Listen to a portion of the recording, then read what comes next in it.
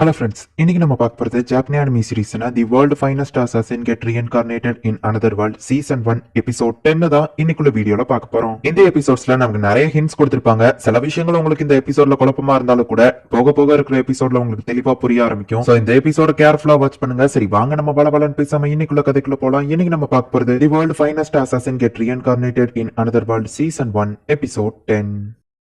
நம்ம ஹீரோவோ டாடோ ஏதோ ஐலாண்டுக்கு போயிட்டு வந்த மாதிரி தெரியுது. இப்ப அந்த போட்ல அவங்க திரும்பவும் வீட்டுக்கு போயிட்டு இருக்காங்க. நான் லேண்ட பாத்துட்டேன் அப்படின்னு சொல்லி டாட் சொல்றா. கரை இருக்கிற இடத்துல யாரோ நிக்கிற மாதிரி தெரியுது. உடனே நம்ம ஹீரோ வந்துட்டு தன்னோட மிஸ்டேக் ஐஸை யூஸ் பண்ணி என்ன அப்படின்னு சொல்லி பாக்குறான். பார்த்தா மாகாதான் இவங்களுக்காக வெயிட் பண்ணிட்டு இருக்கா. அது மாகாதான் அந்த சைடு திருப்பு அப்படின்னு சொல்லிட்டு நம்ம ஹீரோ வந்துட்டு இப்ப அந்த இடத்துக்கு போறான். என்னோட மேஜிக் எல்லாம் டெஸ்ட் பண்ணி பாக்குறதுக்கு அந்த ஐலாண்ட் சூப்பராவே இருந்துச்சு. அந்த இடத்துல யாருமே இல்ல. ஆமா எப்படி அந்த ஐலாண்ட கண்டுபிடிச்சா அப்படின்னு நம்ம ஹீரோ கேக்குறான். கடல்ல கப்பல் உடஞ்சு போனதுல ஒரே ஒரு சர்வைவர் மட்டும் தான் தப்பிச்சு வந்திருக்கான். அவனை விசாரிச்சதுலதான் அந்த ஐலாண்ட பத்தி எனக்கு தெரிஞ்சது அப்படின்னு சொல்லி மாகா சொல்லிட்டு ஒரு நல்ல செய்தியும் இருக்கு ஒரு கெட்ட செய்தி இருக்கு அப்படின்னு சொல்றா. டிவைன் ட்ரெஷரை பத்தி கேட்டிருந்ததுல இதுதான் என்னால கலெக்ட் பண்ண முடிஞ்சது அப்படின்னு சொல்லி மாகா டீடைல்ஸ் கொடுக்குறா. டிவைன் வெப்பன்ஸ்னா என்னது அப்படின்னு சொல்லி டார் கேட்கவும் இந்த டிவைன் வெப்பன்ஸ் எல்லாம் மனுஷங்க கையால செய்யப்படல. இதெல்லாம் ஏன்ஷியன் காலத்துல இருந்தே இருக்கு. யாராலையும் அழிக்கவே முடியாது. இதெல்லாம் ரொம்பவும் பவர்ஃபுல்லானது அப்படின்னு நம்ம ஹீரோ எக்ஸ்பிளைன் பண்றான். டிவைன் ட்ரெஷர்ல நான் அந்த மேஜிக் ஸ்பியரை தான் கண்டுபிடிச்சிருக்கேன். பேரம் பேசிட்டு இருக்க சீக்கிரமே அந்த டிவைன் ட்ரெஷரை நான் வாங்கிருவேன். இப்போ அந்த டிவைன் ட்ரெஷர் டாண்டா மேக்னஸ் அப்படிங்கிற ஒருத்தன் கிட்ட தான் இருக்கு. அவன் ஒரு சோல்ஜர். அது போக அவனை தான் எல்லாரும் ஹீரோன்னு சொல்றாங்க அப்படின்னு மாகா சொல்லவோ அப்படின்னா இதுதான் பேட் நியூஸா அப்படின்னு சொல்லி நம்ம ஹீரோ கேக்குறான். இல்ல பேட் நியூஸ் இதை விடவும் மோசமானது. ஸ்வேகல்ல வார் நடந்துட்டு இருக்கு. ஹவுஸ் ஆஃப் விகானேவா அதுல கடந்துட்டு இருக்காங்க.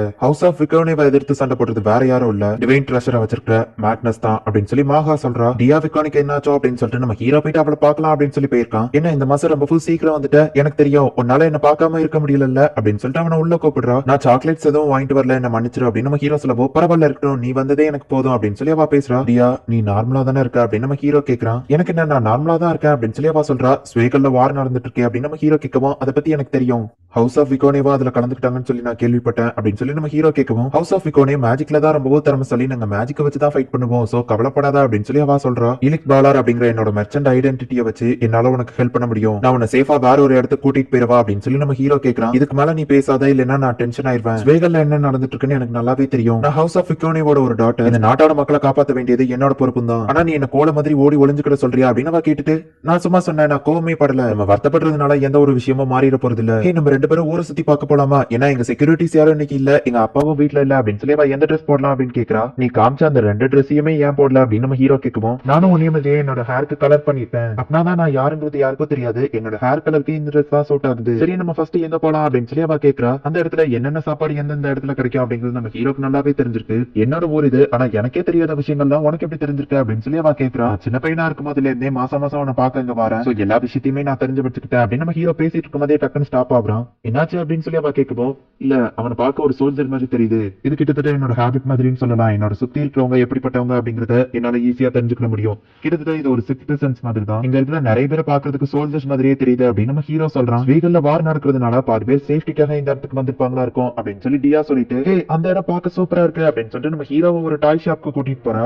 எனக்கு அந்த டெடியை வின் பண்ணிட்டா அப்படின்னு சொல்லி அவ கேக்குறா. சரி நம்ம ஹீரோவா ஆரவ கூட போறா. மேட்ச்க்கு யூஸ் பண்ணாத அது சீட்டிங் அப்படின்னு அவ சொல்லப்போ சரி ஓகே என்கிட்ட நார்மலாவே இதுக்கான ஸ்கில் இருக்கு அப்படின்னு நம்ம ஹீரோ சொல்றான். ஆனா நீ அப்படி பண்ணா ஃபன்னாவே இருக்காது அப்படின்னு சொல்லி அவ சொல்லப்போ எனக்கு ஒரு ஐடியா அப்படின்னு சொல்லிட்டு நம்ம ஹீரோ வந்துட்டு இப்ப அவளை டார்கெட் பண்ண விடுறான். லைட்டா உன்னோட கையை கீழே இருக்கு லைட்டா ரைட் சைட் கொண்டு வா அப்படின்னு சொல்லிட்டு இப்ப அவளை நம்ம ஹீரோ வந்துட்டு ஷாட் பண்ண விடுறான். ஃபர்ஸ்ட் 2 ஷாட் மிஸ் ஆகுது. ஆனா 3வது ஷாட்ல அவ கரெக்டா அடிச்சிருக்கா.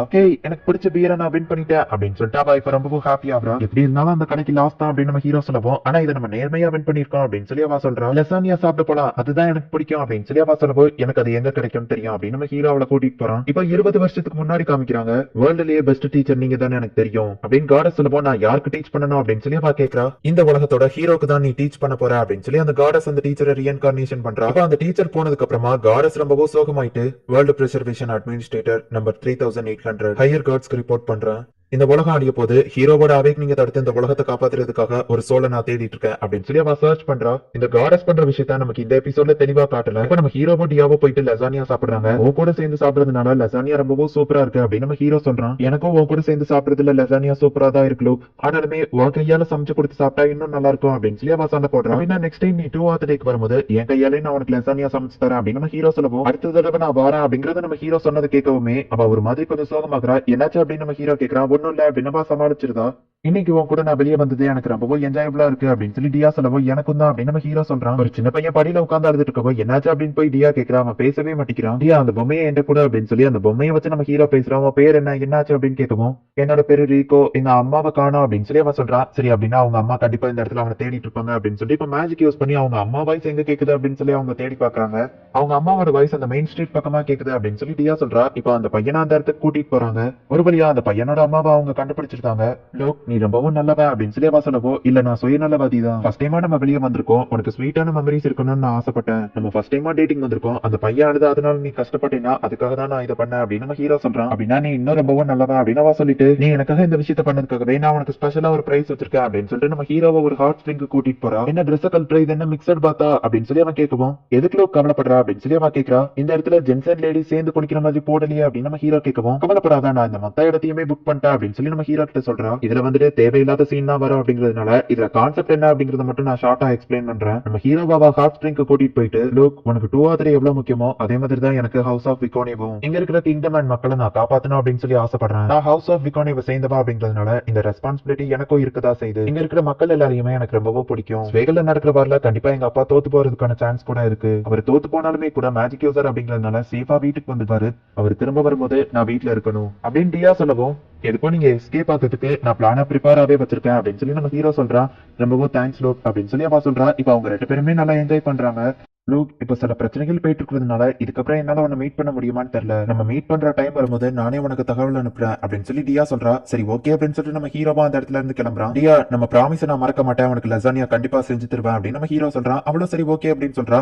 நம்ம ஹீரோ ரொம்ப தூரம் போனதுக்கு அப்புறமா இதுக்கப்புறம் நீங்க யாரும் நடிக்க தேவையில்லை அப்படின்னு சொல்லி டியா சொல்றா. அதான் அவ்வளவு நேரமும் அவளுக்கு ப்ரொடக்ஷன் தான் இருந்திருக்கு, எல்லாமே சோல்ஜர்ஸ் தான். இதுக்கப்புறம் நான் உன்னை பாப்பனான்னு தெரியல, குட் பை லோக் அப்படின்னு சொல்லி அவ அழறா. இப்ப கொஞ்சம் நாள் கழிச்சு நம்ம காட்டுறாங்க. நம்ம ஹீரோ டியாவை நினைச்சு வருத்தப்பட்டு இருக்கான். ஒரு எமர்ஜென்சி அப்படின்னு சொல்லி டாட் வந்து சொல்றான். நம்ம ஹீரோவை வீட்டுக்கு போய் பார்த்தா கவலைப்பட தேவையில்லை லோக், நான் இவனை காப்பாத்திட்டேன். ஸ்வீகல்ல வார் நடக்கிற இடத்துல இருந்து தான் இவர் வந்திருக்காரு. இவரை நமக்கு ஒரு ஜாபையும் கொண்டு வந்திருக்காரு. அந்த ஜாபை நான் உன்கிட்ட ஒப்படைக்கிறேன், என்ன பண்ணலாங்கிறத நீயே முடிவு பண்ணிக்கோ. விகோனேவோட டாட்டர் டியா விகோனேவை நீ கொல்லணும் அப்படின்னு அவர் சொல்றாரு. நம்ம ஹீரோக்கு செம ஷாக்கிங்கா இருக்கு. இந்த இடத்துல இந்த எபிசோட் முடியுது. நம்ம ஹீரோ லவ் பண்ற டியாவை தான் அவங்க அப்பா கொல்லணும் அப்படின்னு சொல்லி சொல்றாரு. எதுக்காக நம்ம ஹீரோவோட அப்பா அப்படி சொல்லணும், நம்ம ஹீரோ என்ன பண்ண போறான் அப்படிங்கறத நெக்ஸ்ட் எபிசோட் பார்த்து தெரிஞ்சுக்கோங்க. இதுக்கப்புறம் வரப்போற எபிசோட்ஸ் தான் நீங்க எதிர்பார்க்காத லெவல்ல கதை சும்மா வேற லெவல்ல சூப்பரா போகும். நீங்க எதிர்பார்க்காத எல்லா ட்விஸ்டுமே உங்களுக்காக காத்துட்டு இருக்கு. இந்த எபிசோட்ல நமக்கு அந்த காடஸ பத்திய சில ஹிண்ட் காமிச்சிருப்பாங்க. ஒருவேளை அது உங்களுக்கு புரியலன்னா கூட அதை அப்படியே விட்டுருங்க. சீசன் 2 வரும்போது உங்களுக்கு கண்டிப்பா அது புரியும். இதுக்கப்புறம் வரப்போற எபிசோட்ஸ் மிஸ் பண்ணாம பார்த்து என்ஜாய் பண்ணுங்க. அண்ட் உங்களுக்கு இந்த வீடியோ பிடிச்சிருந்தது அப்படின்னா லைக் பண்ணிட்டு அப்படி மறக்காம நம்ம சேனலை சப்ஸ்கிரைப் பண்ணிருங்க. தேங்க்யூ ஃபார் வாட்சிங். Bye guys. நெக்ஸ்ட் எபிசோட்ல மீட் பண்ணலாம்.